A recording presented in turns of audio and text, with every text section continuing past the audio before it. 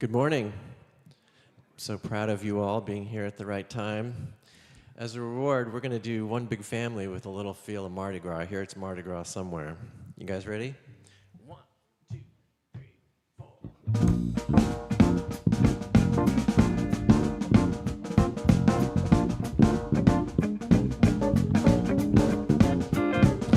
Everybody, get up on your feet. See the light in everybody you meet. Everybody, get up on your feet. See the light in everybody you meet. Let us be reminded of who we come to be. We are love, we are one big family. Hey, yeah, yeah. Hey, yeah. Sing it with us. Everybody, get up on your feet. See the light in everybody you meet. Everybody, get up on your feet. See the light in everybody you meet. Let us be reminded of who we come to be. We are love, we are one big family. Hey, hey, yeah, yeah. Hey, hey, hey, yeah, yeah. Let us make a joyful sound. Here we stand on holy ground. Let us make a joyful sound. Here we stand on holy ground. Let us make a joyful sound. Hey, hey, hey, hey.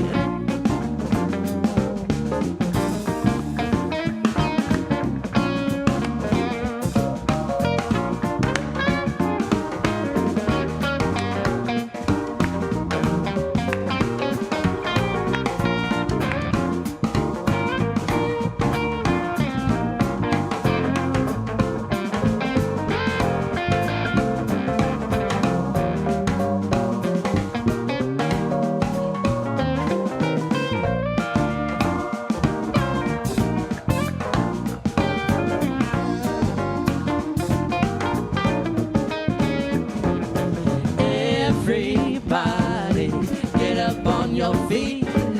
See the light in everybody you meet. Everybody, get up on your feet. See the light in everybody you meet. Let us be reminded of who we come to be. We are love, we are one big family. Hey, hey, yeah, yeah. Hey, hey, hey, yeah, yeah. Hey, hey, hey.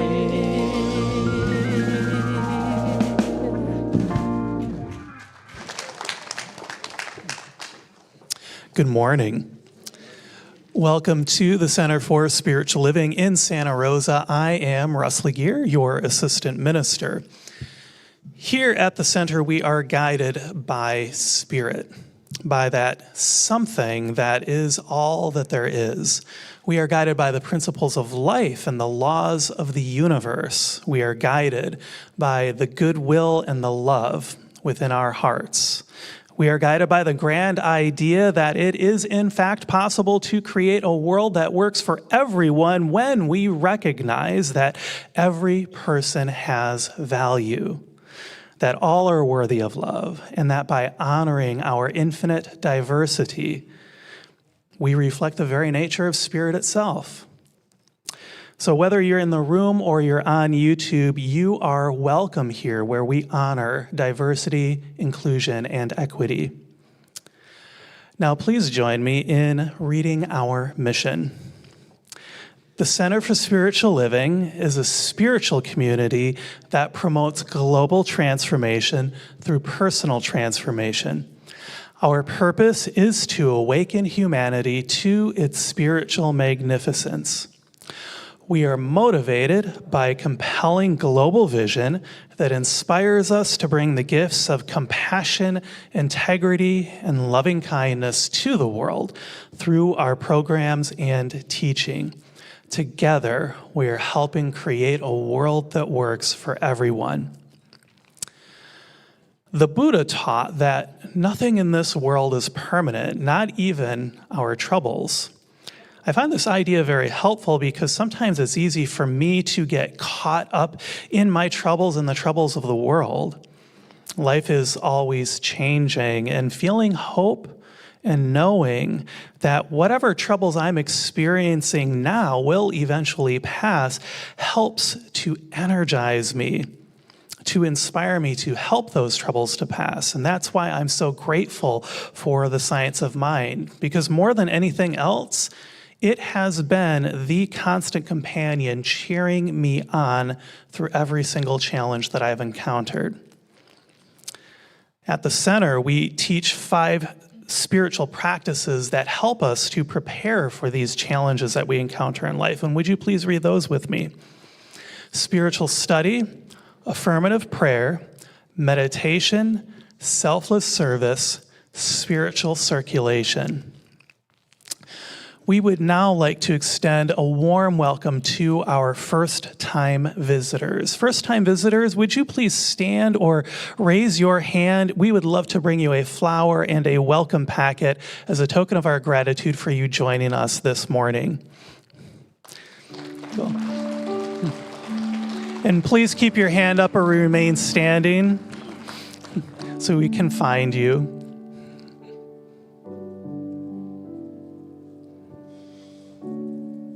And if you're watching online for the first time, let us know in the chat. We are so grateful to have you here. I know that somewhere within the music, the meditation, the prayer, the practices, and Dr. Edwards' message today is exactly what you need for the next step of your spiritual journey. Please know you are very welcome here. I invite you to sit back and enjoy some music before a short time of silent contemplation and prayer.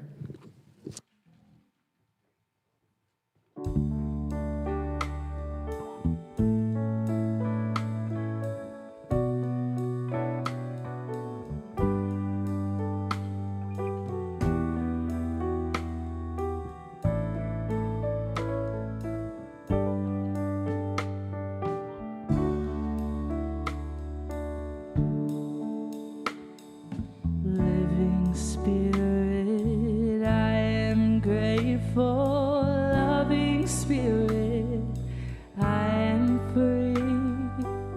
So many gifts upon my table. Loving kindness is to me. Living Spirit, I am grateful. Loving Spirit, for the way, for this rich, abundant living every single day. And I give thanks for the knowing, and I give thanks for the way your love is overflowing every time I pray.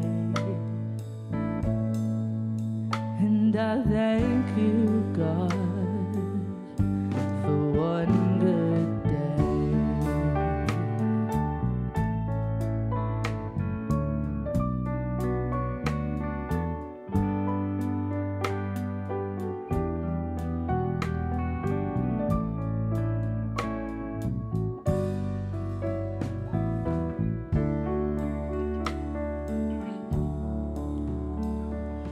Living Spirit, I am grateful. Loving Spirit, I am free. So many gifts upon my table. Loving kindness is to me. Living Spirit, I am grateful. Loving Spirit,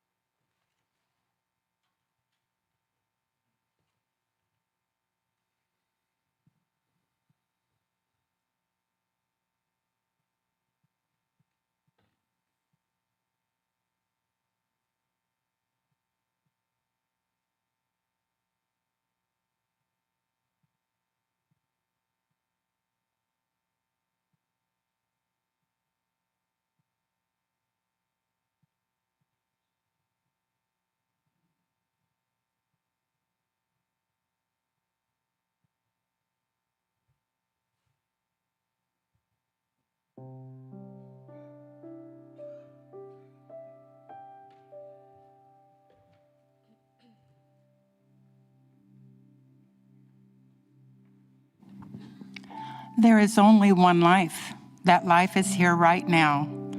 It is known by many names. It is God. It is living spirit. It is the divine. It is the ground of all being. But whatever name it goes by, it is a creative energy that simply flows as multidimensional creations, and at the same time, a divine essence which flows through each and every one of its creations, creating a thread of oneness, which connects us to each other and to that all in all, the divine. It is in every thought, every word, every phrase, every sentence, every action. It is divine guidance.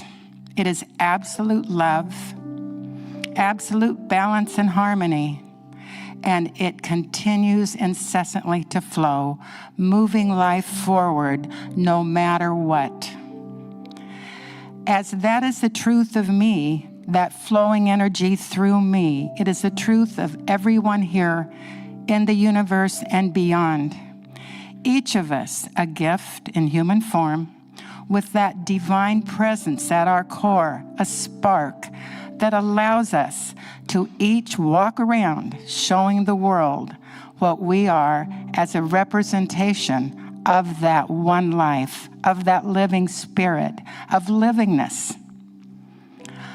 I accept for this service this morning the spirit of livingness, the spirit of balance, the spirit of harmony, as each flows through the announcements, the prayer, the message, and the music. We are each one with each other and one with all.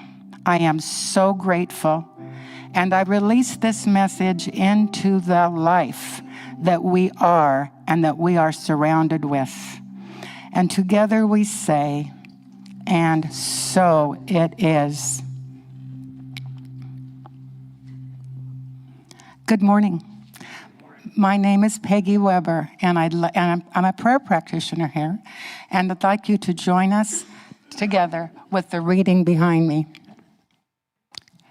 I let my awareness rest on new possibilities, and fresh ideas flow through me, and so it is.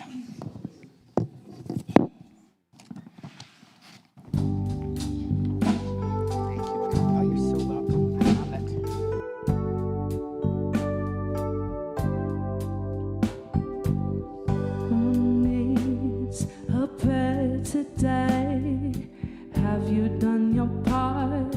Someone's in despair this day. Have you prayed from the heart? So many are trying to find the way. They need the light, you know, for a prayer of love lifts them high. It heals them, sustains them, and sets them free. Our prayer of love lifts them high. It heals them, sustains them, and sets them free.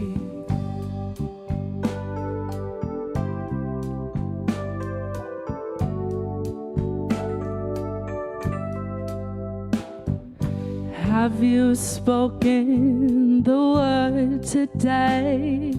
Did you give your all in prayer? The world's in need of what you say. Did you answer the call and pray? So many are seeking the way to go. They need the light, you know, for a prayer of love lifts them high. It heals them, sustains them, and sets them free. Our prayer of love lifts them high. It heals them, sustains them, and sets them free. Oh, you are the place you need to start. So open your mind and use your heart. Don't waste the time. Don't delay. of a prayer this day. Someone needs a prayer today. Have you done your part? Someone's in despair this day. Have you prayed from the heart? Listen to the Spirit telling you To heed His holy call for a prayer of love. lifts them high. It heals them, sustains them, and sets them free. Our prayer of love lifts them high. It heals them, sustains them, and sets them free. Our prayer of love lifts them high. It heals them, sustains them, and sets them free. Our prayer of love lifts them high. It heals them, sustains them, and sets them free.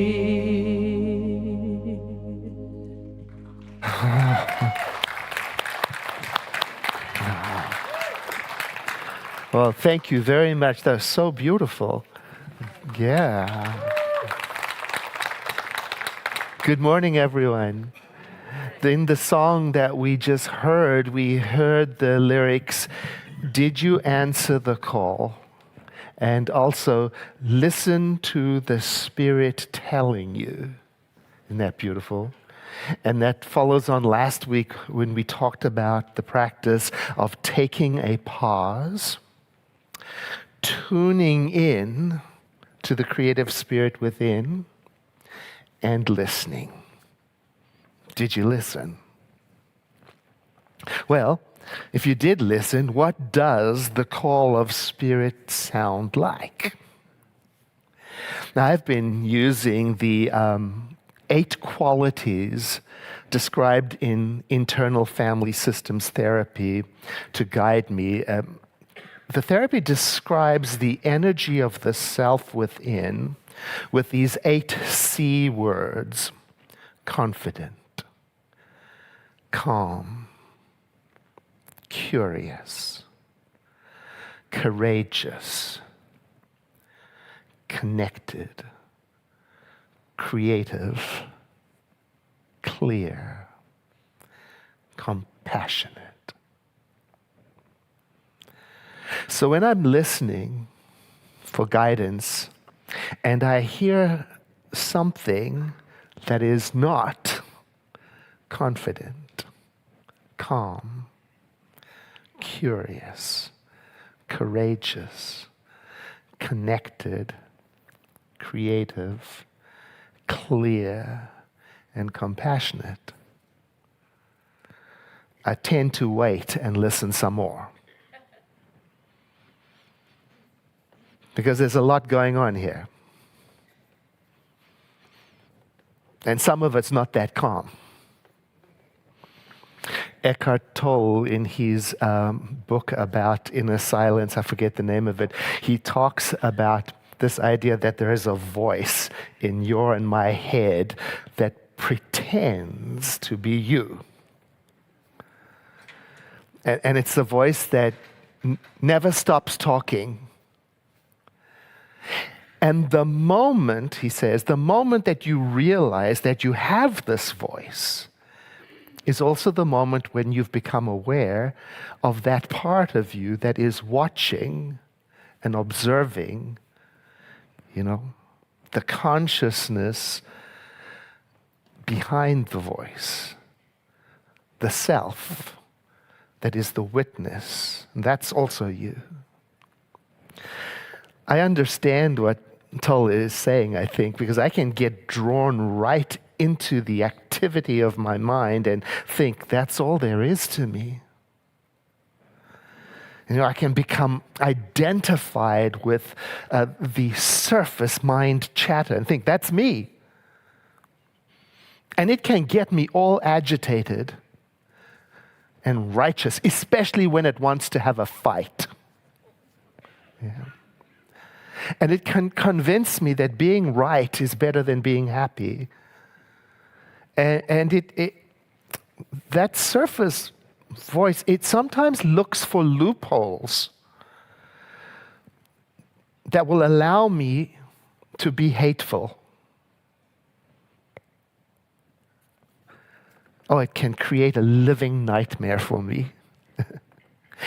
You know, in Science of Mind, our teaching, I learned that heaven is a state of consciousness within that is confident, calm, clear, compassionate, etc.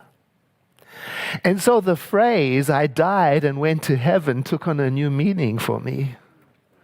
Because dying in this case may be thought of as letting go of everything that keeps me out of the state of heaven, letting fall away, fall back, everything that keeps me out of the awareness of the beauty of life within. And then in that state of having let go, to have a quiet, non-demanding openness to what is. Not even trying to change anything at all. It's more like a feeling of acceptance, connection, which can be done while sitting in practice or while doing whatever it is I'm doing. So part of my ongoing practice is to try to let fall away everything that is keeping me out of my confident, calm, curious, courageous, connected, creative, clear, compassionate self within. There is a very well-known story, I'm sure you've heard a version of it, of a Japanese Zen teacher that has a visit from a university professor who comes to the teacher to learn about the Zen philosophy. So the teacher serves tea, and he begins to pour the tea into his guest's cup until it's full to the top. But he doesn't stop pouring. He keeps on pouring, and he keeps on pouring, and the professor is watching as the tea starts to overflow until he gets to a point where he cannot be quiet anymore, and he says, "No more will go in." And the teacher says, "Exactly. And like the cup, you are full of your opinions and speculations, and how can I show you what Zen is unless you empty the cup first?" Oh. Every time I think of that story, I ask myself, what can I also be too full of that keeps me out of heaven? A while ago, somebody told me they had sent an email to one of my old email addresses. You know how we have old email addresses? So I went there to go look for it, and it had become filled up with spammy messages. And I read some of the headlines of the messages. Make yourself more attractive to others. Do these 3 things before bed to lose weight. 5 incredible investments. Time is running out. Order drugs online, no prescription necessary. Stop the painful cravings with this secret method. Join the fight against, insert whatever politician's name you want to. You can have a larger kitchen. Oh, you get those emails too. The point is, there's so much clogging up of the airways of thought. It reminded me how easy it is to get caught up in the sensational energy of it all. And it can also be challenging to be empty. And yet when I am not empty, I'm just not available to the energy of the self. And so to become a little more empty, I use the practice that I shared last week. Breathe and sit and watch. Becoming empty doesn't mean thinking stops. It means instead that I let everything be what it is and watch. I try to let go of the additional meaning that my thinking mind wants to put on everything. The computation and the analysis and the comparison and the interpretation. And so I try to let that all fall back so that I can watch with a kind-hearted, relaxed openness. In the depth of our being, in every one of us, regardless of whatever storm we are currently in, there is something that is not touched by outer circumstances. Now, some call that the Lord. Some call it the divine presence. Some call it the Holy Mother.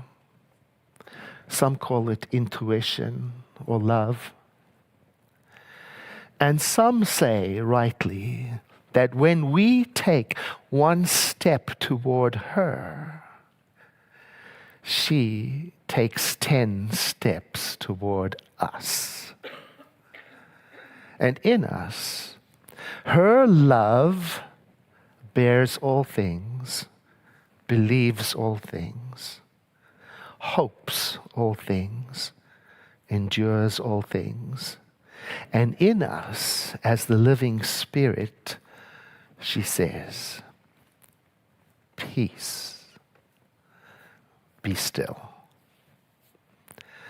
Within us, that presence says, do not lose your inner peace for anything whatsoever, even if your whole world seems upset. Those are words attributed to St. Francis de Sales. I like the way Thomas A. Kempis speaks about the presence of love within as the Lord of his being. He says, "O Lord God, thou holy lover of my soul, thou art my glory and the exaltation of my heart. Thou art my hope and refuge in the day of my trouble." Our founder, Dr. Ernest Holmes, he described the living Spirit within as something warm and intimate, like a beloved friend that is right within our own hearts, already and always permanently peaceful. But not no ordinary friend, like a human friend. No, a friend within that doesn't care if you call or don't call. That isn't offended if you've forgotten. And he called that friend within an inner light, a radiance. Richard Buck is a man who Dr. Ernest Holmes wrote about. He quotes him in our Science of Mind book that we read in a little segment about the cosmic consciousness. He had a mystical experience, this Richard Buck, while he was being driven home. He had spent some time with a friend, and the friend was Walt Whitman, and they were discussing poetry and philosophy. And Richard was in a kind of a quiet state, almost passively just enjoying the moment, effortless being, openness. He wasn't actively thinking or actively not thinking. He was just letting everything be, letting everything flow through him. And then all of a sudden, he found himself wrapped light in a flame-colored cloud, he says, and he thought there must be a fire somewhere in the city. And then he realized that the light was within him, and he was in it. These are his words to describe the moment. Directly afterward came upon me a sense of exaltation, of immense joyousness, accompanied by an intellectual illumination quite impossible to describe. Into my brain streamed one momentary lightning flash of the divine splendor which has ever since lightened my life. Upon my heart fell one drop of divine bliss, leaving thenceforward for always an aftertaste of heaven. He describes how in that moment he saw that creation was not dead, but was a living presence, and that how all of existence is built on the foundation of what we call oneness, and that everything was connected. And his vision just lasted for a few seconds. Then it was gone.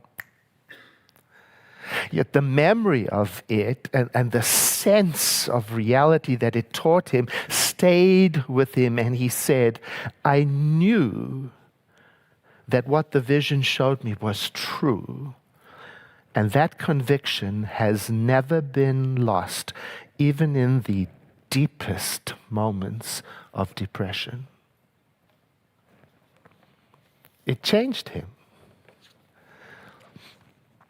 Some of you may know that there is an account of Bill W., the founder of AA, being changed in a similar moment of illumination. If you don't know, Bill W. was a binging, falling down, hopeless drunk. And he found himself in a hospital, according to one account, with delirium and tremors. And he had got so low that for the first time there was no lower to go, and he surrendered utterly. And he got on his knees and he prayed, saying something like, if there is a God, show yourself. And according to the story, suddenly the room lit up around him with a great white light that he would later say, it seemed to me in the mind's eye that I was on a mountain and that a wind, not of air, but of the Spirit was blowing. And then it burst upon me that I was a free person. Slowly the ecstasy subsided and a great peace stole over me, and I thought, no matter how wrong things seem to be, they are still all right. Oh, that's a helpful sentiment. If I could just but remember that there is a rightness in things, even in the deepest, darkest valley of challenges, well, then I would be truly practicing science of mind. In those few seconds that Bill W. was aware of, he sensed a presence larger than he was, and it poured over and through him with certainty, like the majesty of a mighty river, and it swept away all the barriers between him and the state of freedom, barriers that had been built for years as he stood in the presence of this inner light. And the rest of the story is well known. From that day on, he was changed. He never took another drink, as if the urge was lifted up from him and left him with a profound and permanent shift in place. Now, I don't think everyone needs or gets a bright light or a supernatural, ecstatic experience when they connect to the self within. You know, sometimes illumination is quite ordinary. Sitting and breathing and observing and gently becoming aware is often the tone of illumination. The English mystic Juliana of Norwich, after being nearly forgotten for 600 years, her gentle insights and wisdom are finding their way back into contemporary thinking. And she, during a time, medieval time, during the church, when the church emphasized the anger and the condemning wrath of God, Juliana wrote this: "There is no wrath in God. It is the most impossible thing that can be, that God would be angry, for wrath and friendship are two opposites." And long before the patriarchy was ready to hear it, her insight into the feminine element of the living spirit was crystal clear. She said, "As truly as God is our Father, so truly God is our mother." Juliana would often pray in thoughtless, wordless silence, and it produced in her deep insights. Often they would go against the norm of her time. And after one session of sitting and watching from the Spirit within, she wrote these famous words from the 1300s. "All will be well, and all will be well, and all manner of thing will be well."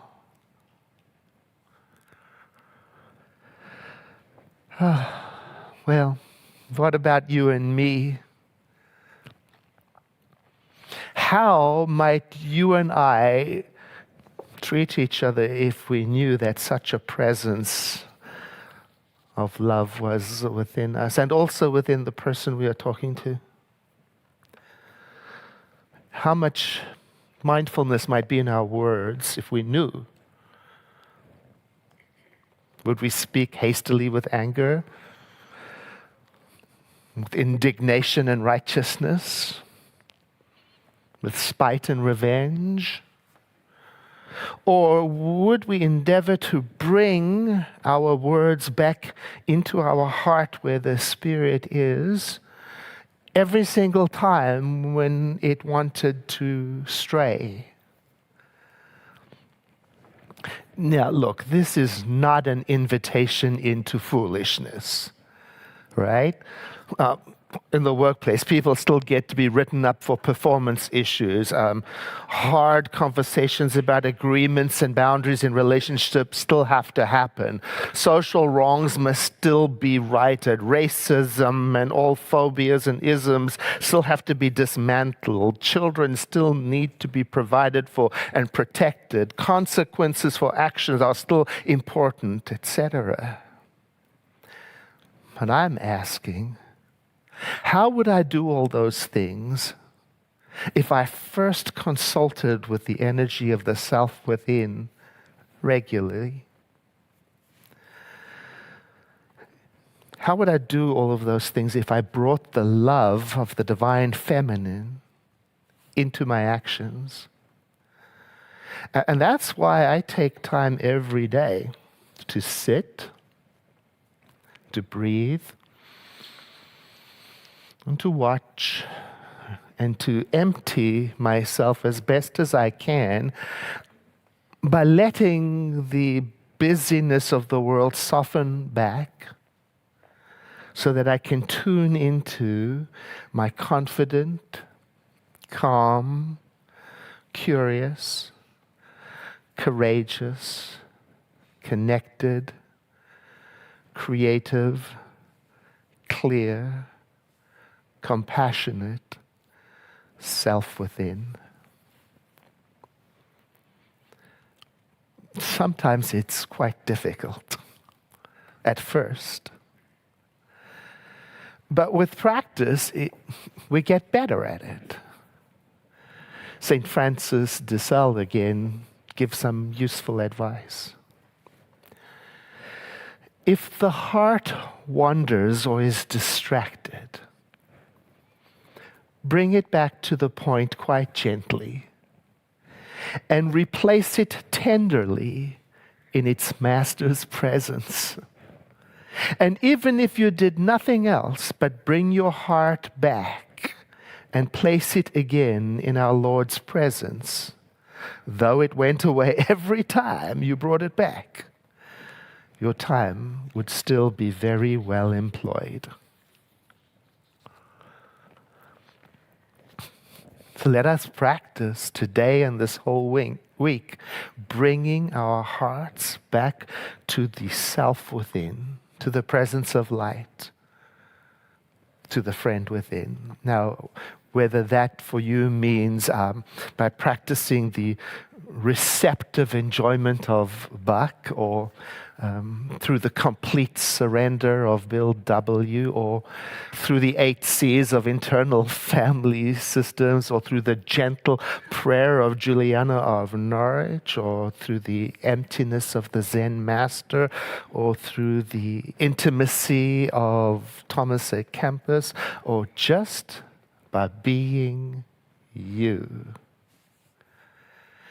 The practice then is to let us leave everything outside of the practice as best we are able, just for a moment, so that we can feel and watch that which is within. So I invite you to breathe in with me and to exhale, letting your eyes close as you imagine these words or words like them are coming from within you. There is a friend within me who knows the truth of my being and inspires me to walk on my right path. This inner guide keeps me gently on the path of peace, directing me to the right and best and helpful way of being, and I listen and answer the call.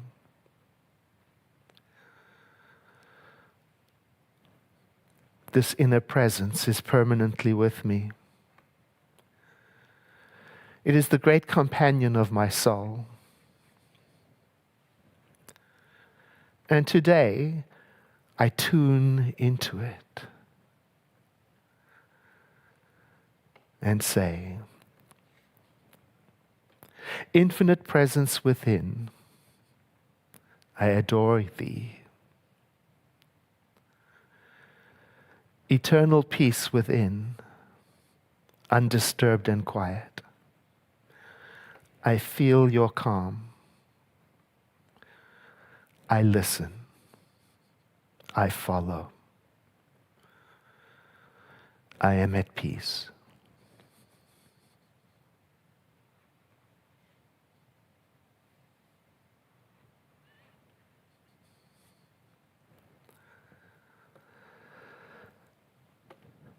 And then let the next breath you take be deeper than the one before, like this.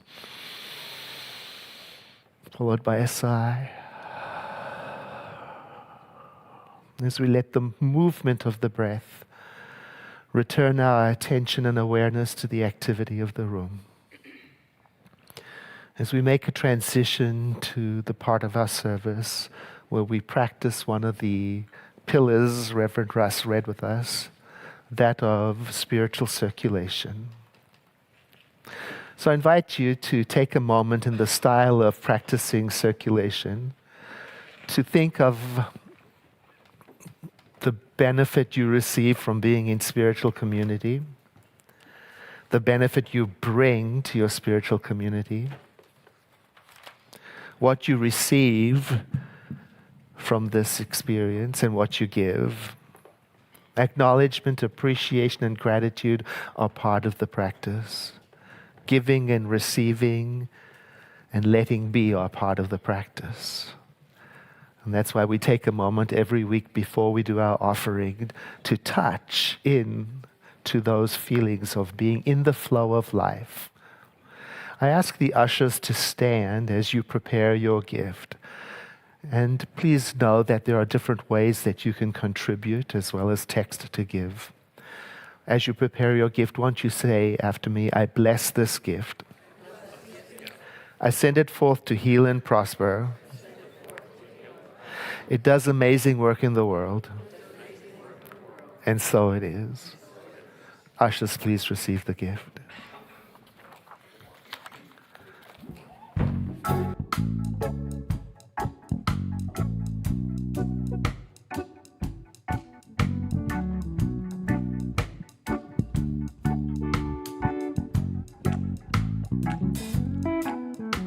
Spirit, guide my day, open my heart to live your way. Teach me to hear your voice, open my mind to the freedom of choice. Spirit, guide my day, open my heart to live your way. Teach me to hear your voice, open my mind to the freedom of choice.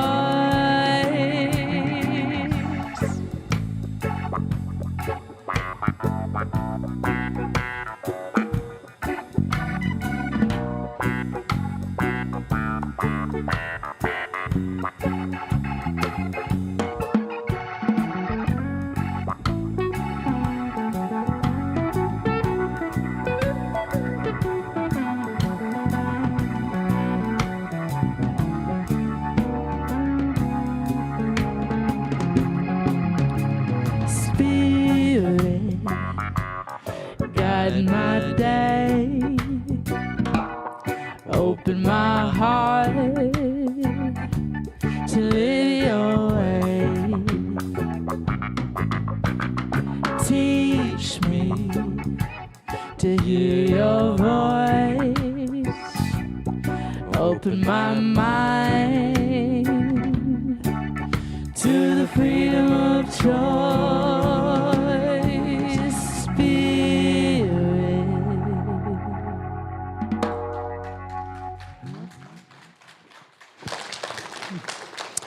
Thank you again for all the gifts that you share with our community. And can we give some more love to this fabulous band?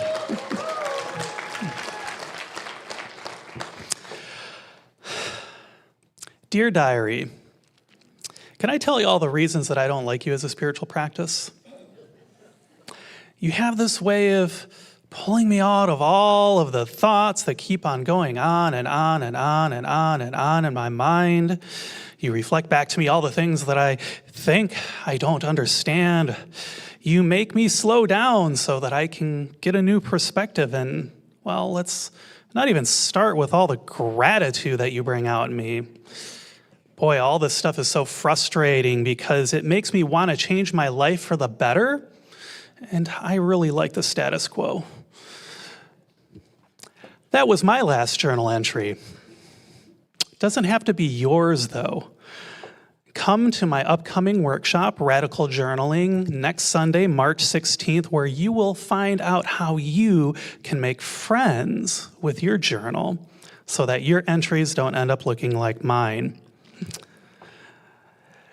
If there is one spiritual practice that I know defines the science of mind, it is spiritual mind treatment. And you hear more than one every Sunday. In fact, every Wednesday too. And pretty much every time that you come to the center, there's probably a spiritual mind treatment that's happening somewhere.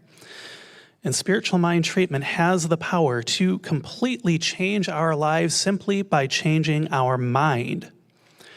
And if you'd like to learn how to pray like our ministers and our practitioners, Peggy Weber, who you saw up here this morning, and Lorena Fisher would love to see you in their upcoming class, The Art and Science of Spiritual Mind Treatment, that begins on Tuesday, March 18.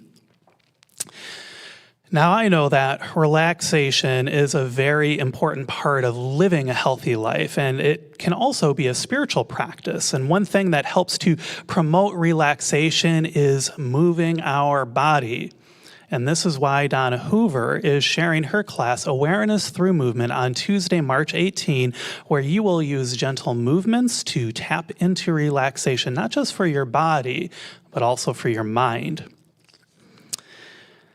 I've got a question for you. Have you ever been told to speak up more, be more outgoing, or put yourself out there? If so, I've got great news. You don't have to change who you are to live the life you want to live. Dr. Edward, a verified introvert, is launching an all-new first-time course called The Power of Introversion, a class where deep thinkers, great listeners, and thoughtful beings can learn how to use their natural strengths to thrive personally and professionally. And this class isn't about forcing yourself to be extroverted. It's about understanding your energy, confidently communicating, and thriving as your true self. If you've ever felt drained by constant socializing, struggling to find your voice in group settings, or wanted to understand your quiet power better, this is for you. So you can talk to me after service to get more information about each class and learn how to sign up. You can also find all the info on our website. Our next 8-week round of Circles for Spiritual Connection starts this month, and anyone can join a circle and connect with like-minded people from our center to discuss spirituality. Talk to Chris Kelly today about it. You can often find her at the coffee bar.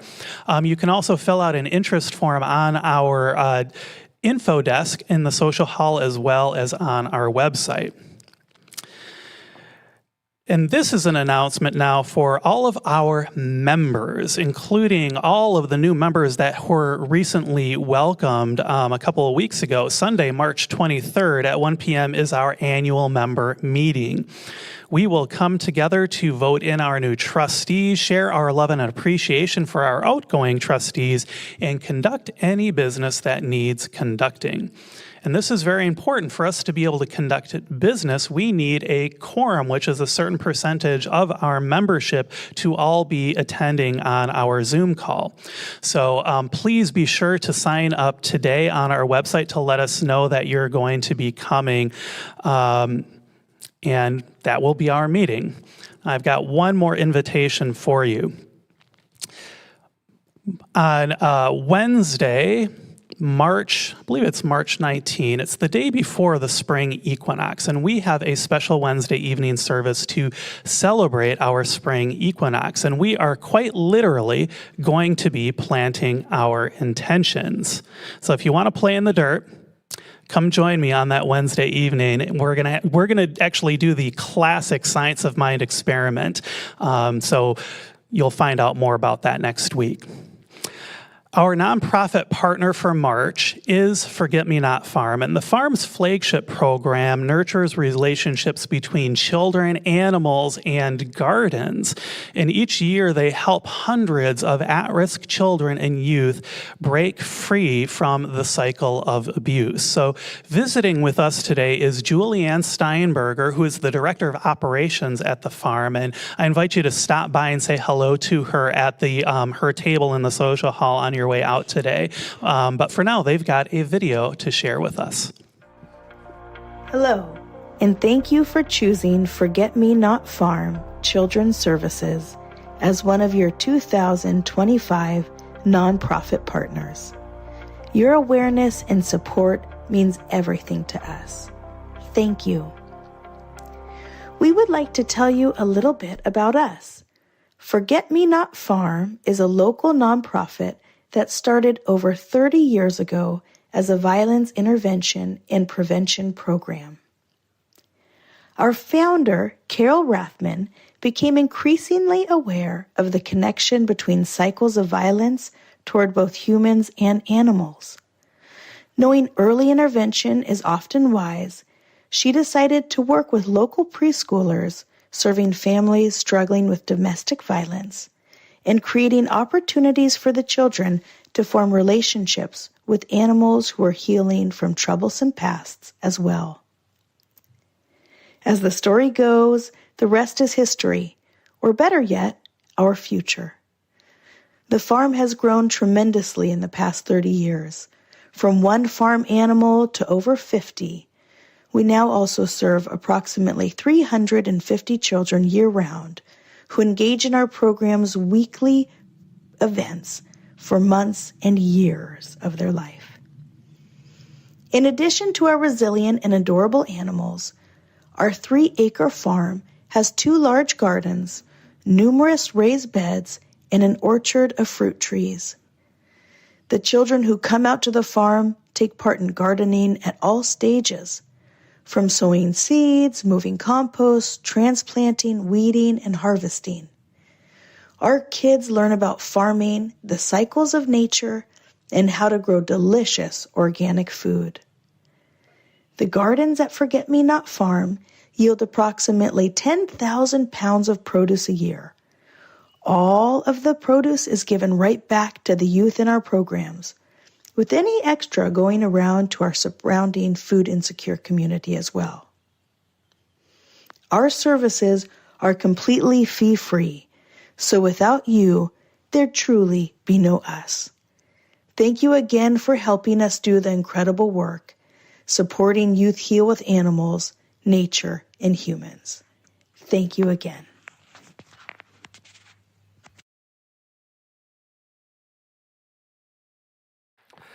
And thank you for being here today. If there is something incomplete in you, or if you cried yourself to sleep last night, or if you've just got something in your life you'd like some support in or to celebrate, there's no reason why you can't get spiritual support today. Whether you're online or in the room, you can receive a spiritual mind treatment, an affirmative prayer, especially for you. Just go to our website to find the information for the Zoom room, where you'll be connected individually and privately with a prayer practitioner, or in the room, go to the host at the back. Dr. Karen will connect you with a prayer practitioner. We fondly call this practice the 2-minute miracle, because it's not therapy, it's not an invitation to talk out your internal problems, because there's a different, more appropriate venue for that. This is to identify what you want more of in your life, whether that's relief, a sense of peace, or success in a project. Just announce that to the prayer practitioner. They don't actually need the backstory. And then they will custom make a prayer for you, and then you can watch how that unfolds in your life. With that in mind, won't you please stand, saying, something wonderful is happening through me right now. It is this thing called life. Life is in my mind, life is in my body, and life is in my affairs. I think it, I feel it, and I accept it. Just the way that it is, and just the way that it is not. Thank you, life. Know with me that you are never alone, that Spirit is right where you are. That you have only to look within at any moment to know that you are guided, sustained, and empowered by a presence that expresses itself as you in this world. In deepest gratitude, let us live our lives accordingly, so that in everything that we do and say and think, we honor this presence within. And so it is. I look forward to seeing you soon. Let's close in song. I release and I let go. I let the Spirit run my life, and my heart is open wide. Yes, I'm only here for God. No more struggle. With my faith I see the light. I am free in the spirit. Yes, I'm only here for God. I release and I let go. I let the spirit run my life. And my heart is open wide. Yes, I'm only here for God. No more struggle, no more strife. With my faith I see the light. I am free in the spirit. Yes, I'm only here for God. I am free in the spirit. Yes, I'm only here for God. I am free in the spirit. Yes, I'm only